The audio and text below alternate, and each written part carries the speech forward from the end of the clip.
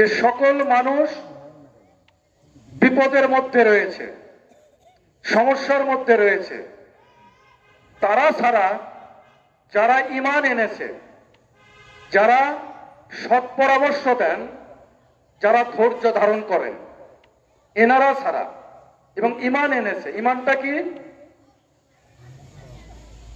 এক আল্লাহকে বিশ্বাস করা, আল্লাহর সঙ্গে কাউকে শরীক না করা, আল্লাহর ফেরেশতাদের বিশ্বাস করা, আল্লাহর কিতাবকে বিশ্বাস করা, আল্লাহর রসুলকে বিশ্বাস করা। আজকের উপস্থিতি দেখে মনে হচ্ছে এই বিশ্বাসের বড়ই অভাব। যদি এই বিশ্বাসের অভাব না হতো, তাদের মধ্যে বলেছেন যে সকল মানুষ বিপদের মধ্যে রয়েছে, সমস্যার মধ্যে রয়েছে, শুধু এই লোকগুলি ছাড়া।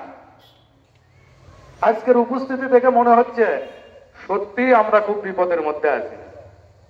কারণ আমাদের যদি ঈমান থাকতো, ধৈর্য থাকতো, সৎ উপদেশ দিতাম আমরা, তাহলে এই প্যান্ডেলে লোকের জায়গা দেওয়ার কথা না।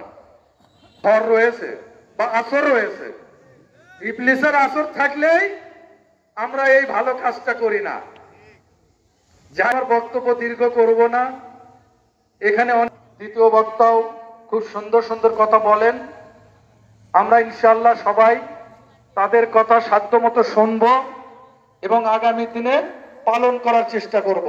কি করব তো ভাই? আমাদের পালন করতে হবে।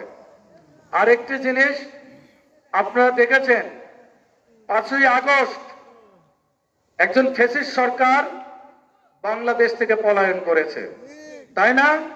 কে পলায়ন করেছে বলেন তো? জি, শেখ হাসিনা।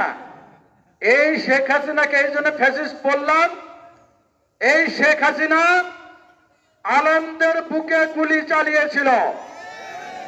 এই শেখ হাসিনা আলেমদের হাতে হাত করা দিয়েছিল।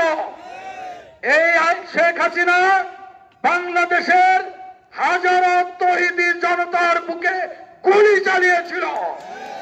এই ফ্যাসিস্ট সরকার এবং তার দল আগামী দিনে যাতে বাংলাদেশে প্রতিষ্ঠিত না হতে পারে, আমাদের সবাইকে এর জন্য দায়িত্ব নিতে হবে।